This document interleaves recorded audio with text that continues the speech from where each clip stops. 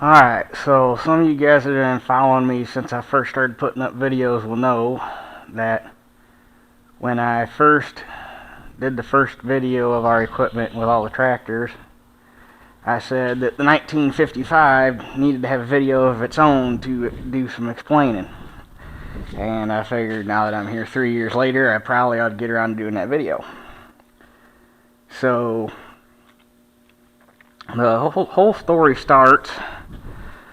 Oh, heck, I think we've had this thing for 6 years now. But anyway, the whole story starts about 6 years ago when I first decided to start farming. And I had gone through a year with just using, at that time, all we really had was the 66, the 77,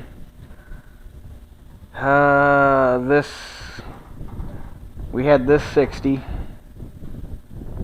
I think we got this right after I got this one going again. We had the Heart Power.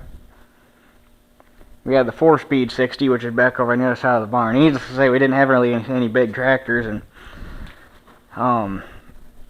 we figured if I was gonna be covering much ground, I needed a bigger horse. So, sorry, I get interrupted. But anyway, didn't really have a big horse at the time, and figured if I was going to get into farming seriously, I needed something bigger so we didn't kill the fleet lines. And so this thing had been on Craigslist for probably somewhere around 3-4 months. It's been sitting on Craigslist for $4,500. In a town just up a little north of Grand Rapids, but it was on the Grand Rapids Craigslist. And we had been watching it and watching it. It just kind of sat there, and the guy kept renewing the ad. And finally, one day, Dad called up there and asked the guy if he still had it. He said, yeah, and we set up a time to come take a look at it. And we went up there one Saturday and looked at it, and got the story from the guy. His name was Corey. Had a dairy farm up there, and he said that it originally came from a dairy farm over by Detroit. They bought it to use on their farm. All they ever did with it was pull a 3-row New Holland silage chopper. And he said supposedly he had majored the motor, had new wheel bearings in the front, supposedly had a bunch of work done to it. And the reason he's selling it was they were downsizing. Well, the issues we knew it had was it would not steer. And at the time we couldn't verify why, because I guess the guy that had been looking at it the weekend before us was up there, kept spinning the wheel trying to get it to turn, and blew one of the power steering lines, so we couldn't even turn the steering wheel on it. And I mean, it started up and ran good. It was sitting there in his barn. It was late winter when we went up there, so it was fairly cold out, but it started all right.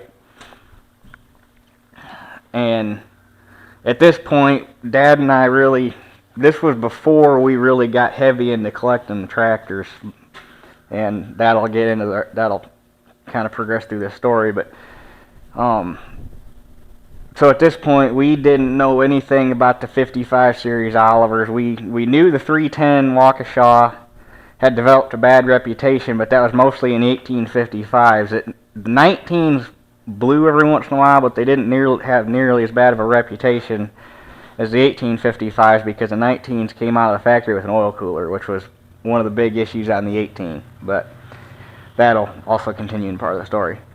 So at this point, we don't really know. We're going into it kind of blind. We don't know what to look for, anything like that.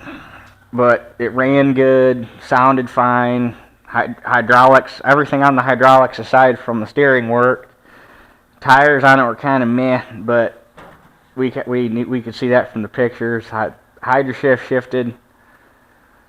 The only other issue it had was the steering column wouldn't tilt. It was all the way down, and we were able to look up in there and find out all that was wrong with that was a bolt had come loose and wouldn't let it lock right. So the steering wheel was just flopping, but we figured we'd fix that. That was an easy enough fix. So we decided we'd take it, and we went up there next weekend with the trailer and the cash and brought it home. And first thing we did was pull it in the garage, pull off all the sheet metal, start draining fluids, checking everything over. Changed all the filters, changed all the fluids, changed the filter and fluid in the hydropower, changed the rear end fluid, changed the hydraulic fluid, filters, everything. Because we wanted to know what we were getting into. And did all that. And at this point I had decided that I was going to start farming with my friends, which they appeared in some of my earlier videos, Matt and Ron. And so we used it for tillage most of that spring. I was pulling a 9-shank chisel plow, or 9-shank 3-point chisel plow with it, and an 18-foot Alice Chalmers, I think it was a 2600 centerfold disc. And not knowing, never having operated a tractor of this series with that much horsepower, we didn't really know. To allude to where this story is going, we didn't know how bad it was, but it even on that 9-shank, it seemed like it was kind of doggish. It just didn't seem like, for a 108 horse tractor, which is what this was rated at the factory, it just didn't seem like it had all the ass it should have. And we found out why about 2 months into using it. I was back here in this field behind the house disking, and I got up here, and all of a sudden all I heard was a bam, and it started white smoking and blowing antifreeze out the stack. So I knew it had blown a head gasket, so I took it out to the end of the field and parked it. I didn't want to try to get it back to the house and hurt something worse, bend a rod or something. So we bring Matt's dad's John Deere 75 24-wheel drive over here, pull it back to the house. Basically I had to drag it because without the engine it wouldn't turn worth a dang, and get it pushed down here in the barn, pull the head off of it, and we find out just how bad it is. The new rebuilt engine had supposedly been done consisted of new pistons and rings in the old sleeves. The valves were beat so far up into the head they were almost flush with the head deck. Head deck was warped, block deck was warped, so that's why it blew the gasket, because it wasn't sealing. It had 3 old style injectors in it and 3 new style injectors in it, but they were all 1755 injectors, not 1955 injectors. And that was what we found at the top end at that point. Now, we also found out just before it had blown the gasket, just before it had blown that head gasket, whenever this thing was hot, it wouldn't, if I shut it off, it wouldn't restart, and we could never figure out why. Come to find out, it was a combination of 2 things. First off, it had the wrong starter on it. It had a starter off of a 1755 on it, and a 1755 uses a different starter than the 18 and 1955. It doesn't have as many wraps on the armature, so it doesn't produce as much torque, because the pump setting on the 1755 didn't require the torque. The 1855 and the 1955 did. The other thing we found out is the supposed rebuilt pump on this thing had never been rebuilt, and when the engine, or when the pump would get warm, the tolerances would open up enough that it wouldn't spin up fast, or since the starter couldn't spin it fast enough, it wouldn't build pressure until it cooled back down and the tolerances tightened back up. So it was a combination of the motor wasn't spinning over fast enough because of the starter, and the pump was shot. At this point, Dad mainly was a little irked.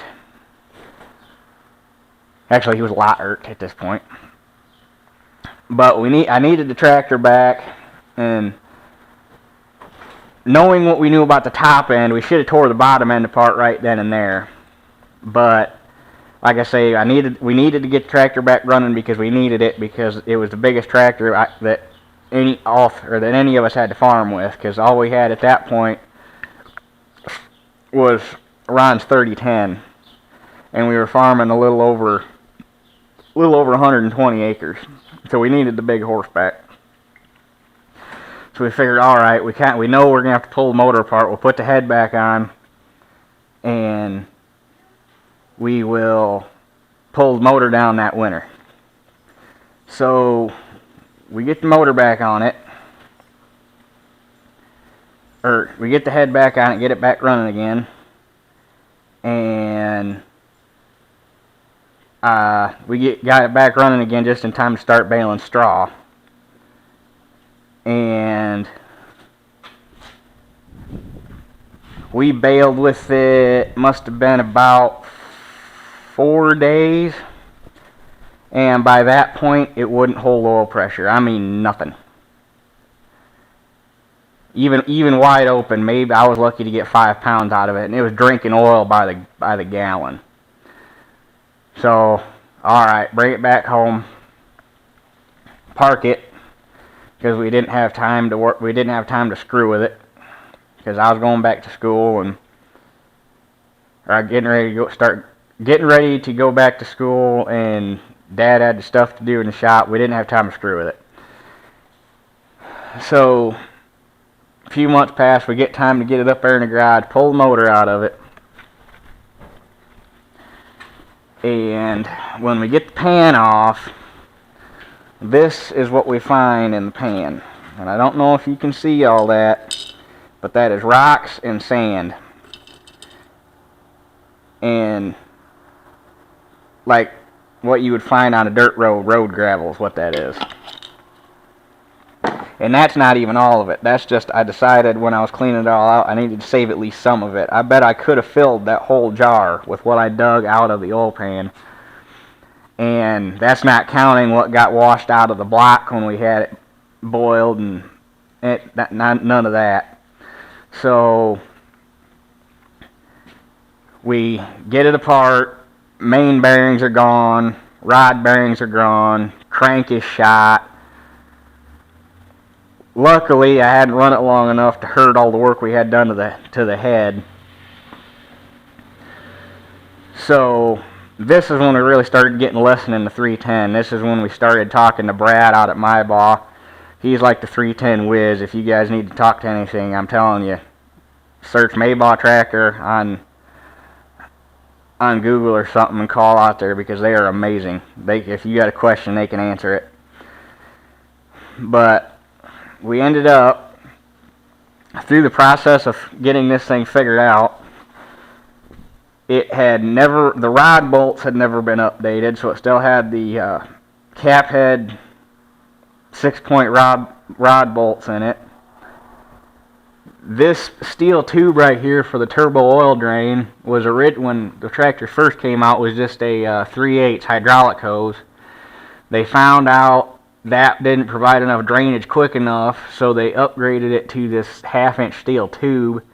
That upgrade had never been done to it, and a couple other odds and ends that had never been updated on this tractor. So basically, this 310 had survived its whole life without receiving a single factory update and never roached the motor.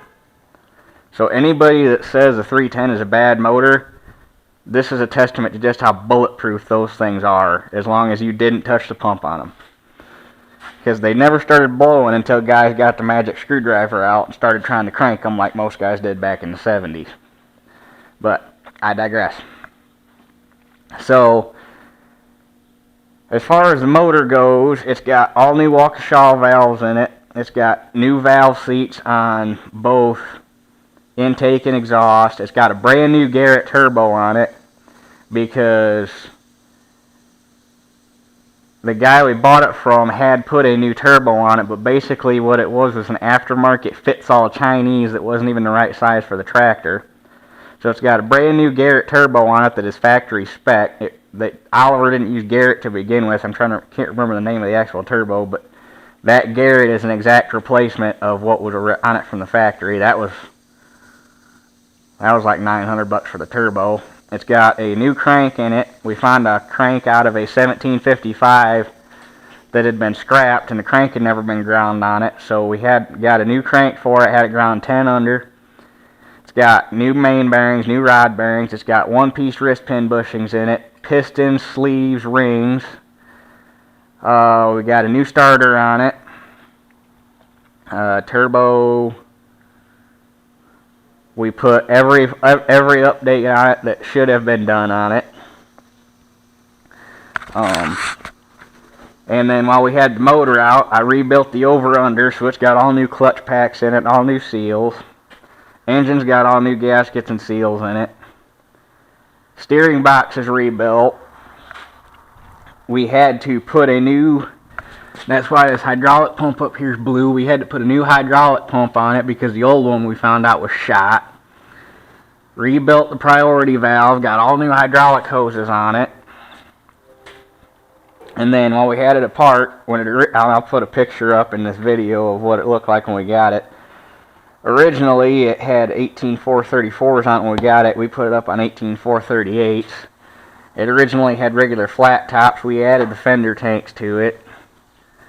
Dad built this suitcase weight bracket for it so that we could, we got 21 white suitcase weights so that we could use those instead of the stack weights, because I can hang 1,100 pounds on the front of it with suitcase weights because it'll fit 11, where a factory suitcase bracket will only fit 8.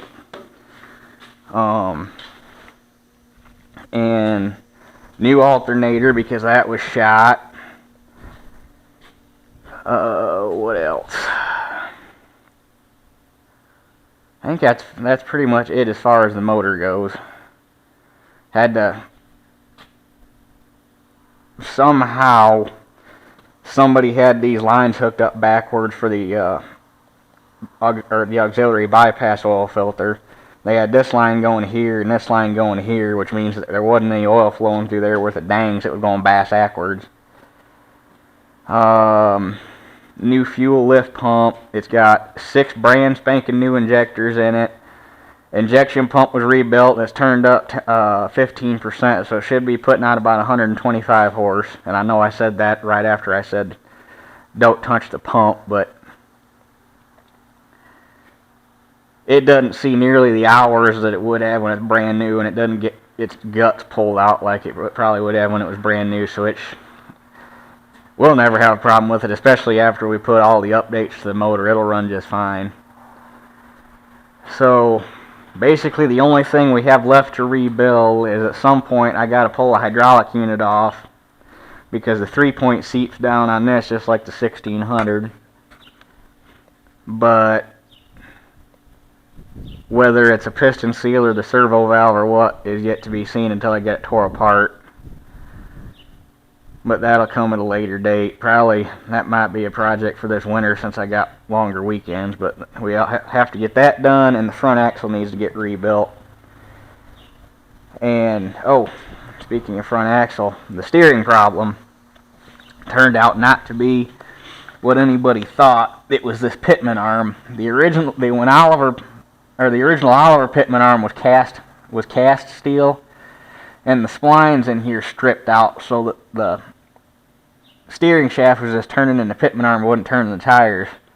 We bought this one out of Maybach, which is machine steel, and this is bent and welded, so that'll never break again.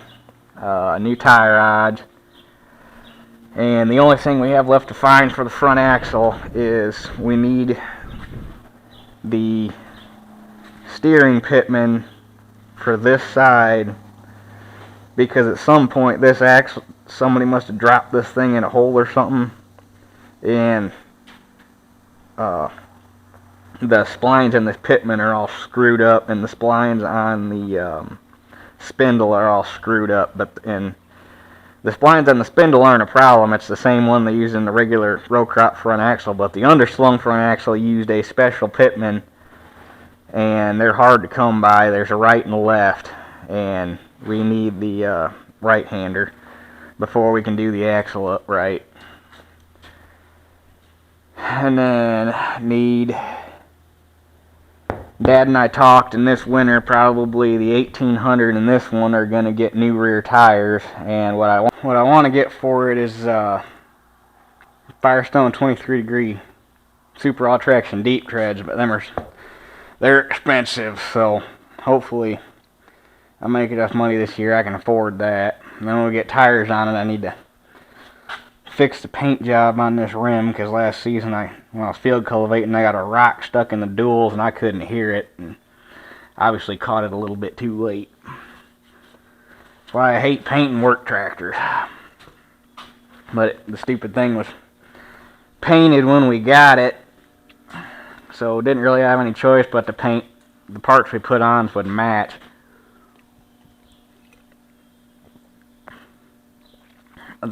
That motor is the number one reason why the number one reason why we will never buy another painted tractor again, because you can hide a lot of ugly underneath of a very expensive paint job. And this tractor is proof positive, because on a motor that has supposedly been majored right before we bought it, we got almost $7,500 wrapped up in just the engine on that thing. But now it's right, and we know what we got. And I'll tell you what, between what it was when we got it and what it is now, it's a night and day difference, the power that thing's got. For 310 cubic inches, it's one lugging little son of a gun. And I don't know why people dislike that motor, other than the fact that the 1855 gave it a bad reputation, because it's really a good motor. It's a good design. It's just, it was never meant to be pushed up over 100 horse. You never see 1755s blown up. And if you do, it's because something stupid happened. That 310 is a good 80, 90 horse engine.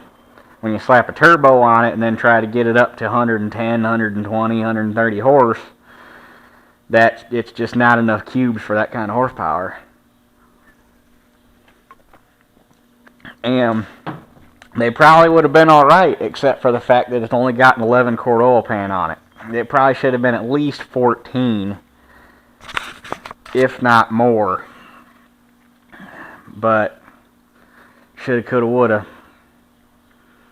If it had a regular row crop front axle under it, we were thinking it would have been cool to make an aluminum or custom aluminum 20 quart oil pan for it that kind of would have been reminiscent of the M&W pans they made for the 4020s. But the way that bracket is, you can't get a deeper oil pan underneath it because the axle mount's in the way.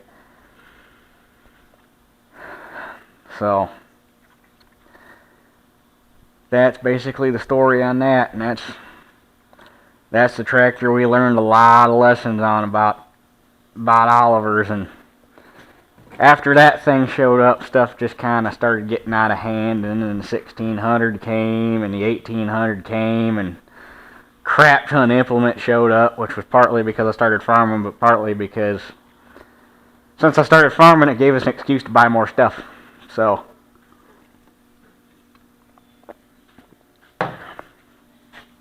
but I know I was probably talking a little fast, and that was probably a lot of information to take in, but I was kind of trying to keep this video somewhat short. And that's kind of the abbreviated version of it. So if any of you guys know a guy by the name of Corey that lives on a dairy farm just north of Grand Rapids, he's kind of a crook. Never trust a used tractor salesman that says trust me. But anyway, hope you guys enjoyed the video. If you did, comment, rate, subscribe. Take it easy, guys.